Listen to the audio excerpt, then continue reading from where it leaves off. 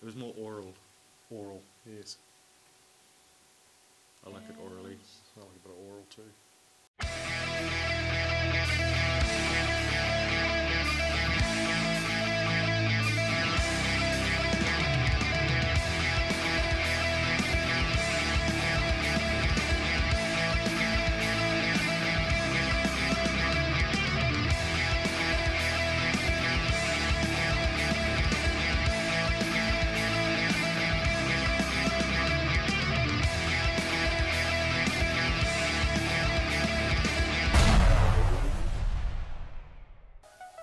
Welcome to episode 5 of #TV. I'm V8 Matty. I'm Phid McAwesome. And on this week's uncultured roundup of social media, web tech and gaming, we've got a lot of gaming stuff this week. Some YouTube, we've got a cool computer to take a peek at. And we've got an awesome exclusive interview with Mike from Capcom. We have indeed. And he's going to tell us all about DeadRising on Xbox One. Awesome. But first up, YouTube with Charis.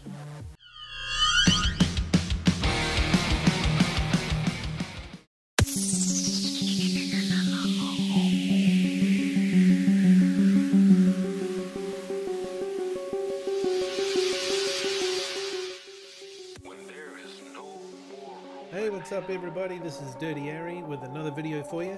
Hey YouTube, what is up? It is your man Dirty Aary here. Unboxing the Xbox One.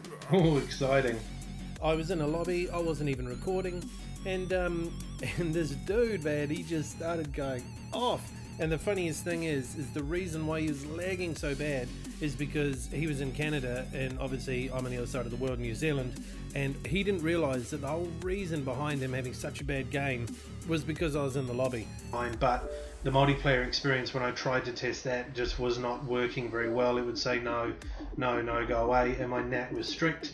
I found that I was waiting for days to get into just basic free-for-all and TDM matches, so in the end, I found that there were an extra two ports on the router that you need to open. Got some free-for-all here on the Strike Zone. Started off with about 6 players, and one by one, everyone sort of dropped out. This is the last dude and myself. Now, I'm sound whoring him like a pro at the moment.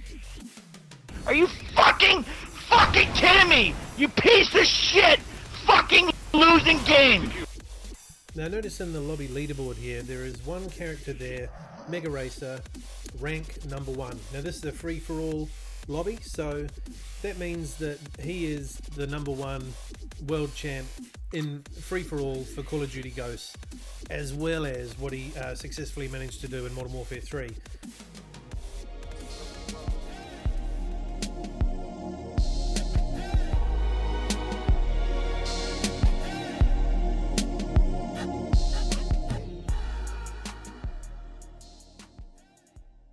So that was Dirty Aary on YouTube. Check him out. Have a subscribe and a like. He'll love you for it. He will, and check him out on Twitter as well.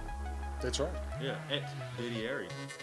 And next up, we've got an amazing computer design just for gaming from Alienware. And I had the pleasure of having a play with this for a while. Yes. Check out the review on #me.co.nz.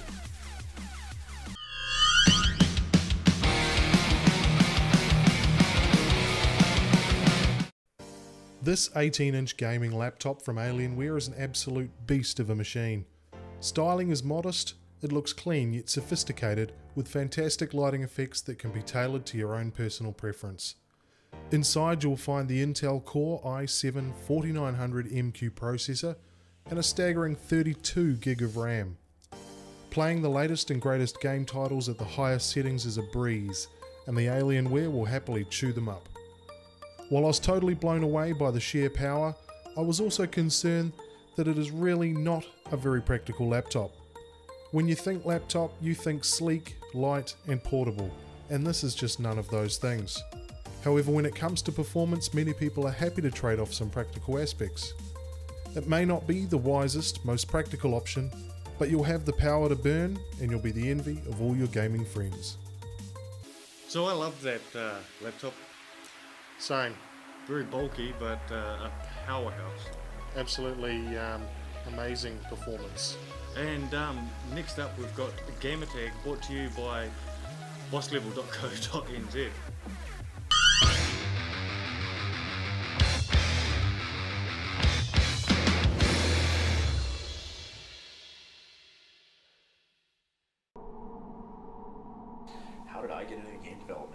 was a big mistake, actually. I mean, from a very early age, I was always interested in entertainment media. I was captivated by film and video games and fiddling around with my dad's, Atari 2600.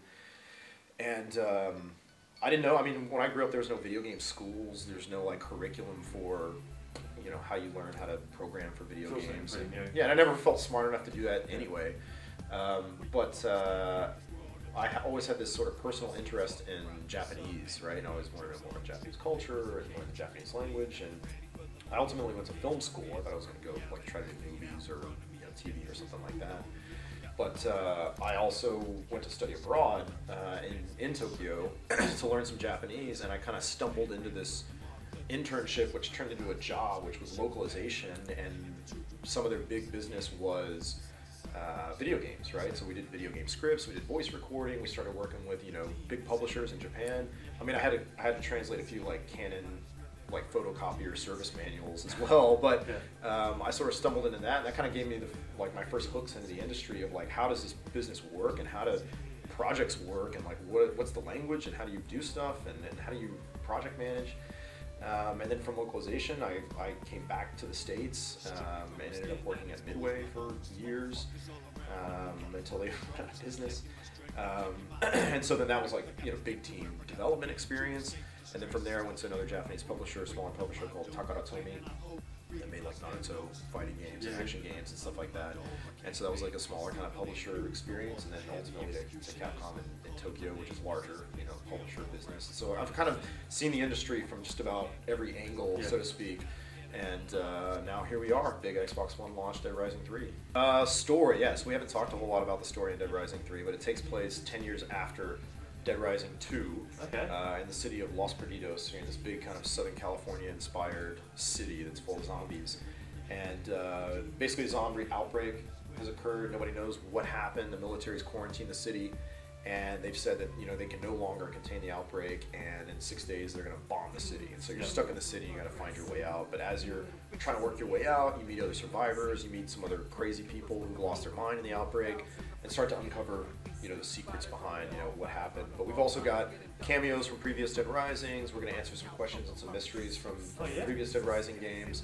So like I said, we haven't talked a whole lot about the story of Dead Rising 3 because we want everybody to sort of play it for themselves and experience it themselves. So when we started planning Dead Rising 3, I mean, we didn't necessarily say, hey, we're planning to release this on next gen. But what we did do was plan for the game that we wanted to make, right? And we started looking at like, okay, the first thing we want to do is get rid of these load zones and these like loading screens, which are just completely fragmenting the experience and like taking people out of the fun, right? So we wanted to get rid of loading. We wanted to have more zombies and more stuff than we ever had before. And we also wanted to make a huge world with a bigger experience, more stuff to explore, just a richer gameplay experience. And so we started speccing all this out. We were hitting limitations with our engine. We were hitting limitations on current gen consoles. And we took some early prototypes to Microsoft to kind of show them what we were working on, because we've got a long history with them. DR1 was 360 exclusive, Case Zero, Case West, 360 exclusive, and those guys love Dead Rising. Yeah, we love working with them. So, took a few early prototypes to show them, hey, this is kind of what we're thinking, but we're having this problem and we're having that problem. And so they immediately jumped on it, had their tech guys start talking to us about like, hey, we're going to have a new console coming out. This is kind of what you can expect. Start planning about like this for processing. Start planning about like this for memory. So they gave us some really early guidance, and that sort of relationship blossomed into, hey, let's partner together and make this thing and make it for launch. And we actually rewrote our entire engine for Xbox One so that we could get our streaming right, so that we could give it sort of a visual upgrade as well. So we weren't, previous Dead Risings, we were always limited on like memory and texture streaming, and we couldn't afford sophisticated materials or dynamic lighting or any of that stuff because we were just so focused on quantity. But now we can sort of have our cake and eat it too, and have this huge open world, fully streaming, no load zones, and give it like a massive visual upgrade, right? You can see, I mean, your memory of Dead Rising, it's probably a lot prettier than it actually is. If you go back and look at DR1 or DR2, you're just like, oh my gosh, compared to how DR3 looks, right? We can afford more sophisticated materials, higher res textures, dynamic lighting, shadows, and they just have this like huge open world filled with more stuff than we ever had before.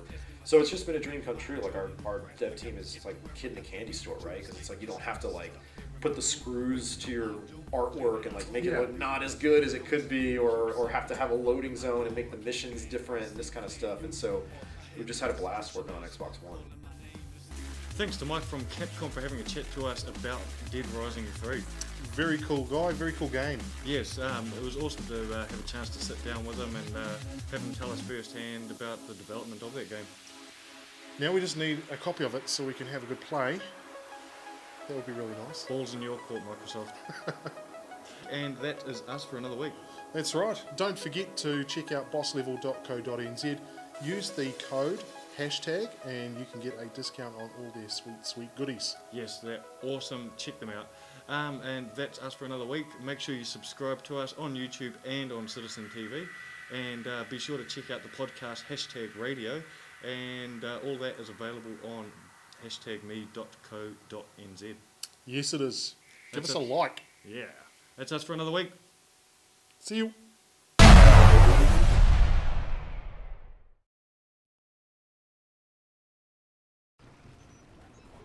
Look at this! I am shooting these guys in the face! Oh my god! Xbox, record this! I'm recording you guys for cheating. I just fucking pumped bullets directly in this guy's fucking face! And he didn't fucking die? Are you fucking kidding me? You piece of shit! Fucking losing game! Xbox, record this! Xbox, please record all this fucking bullshit so I can put it on YouTube and report every one of these cheating fucking losers!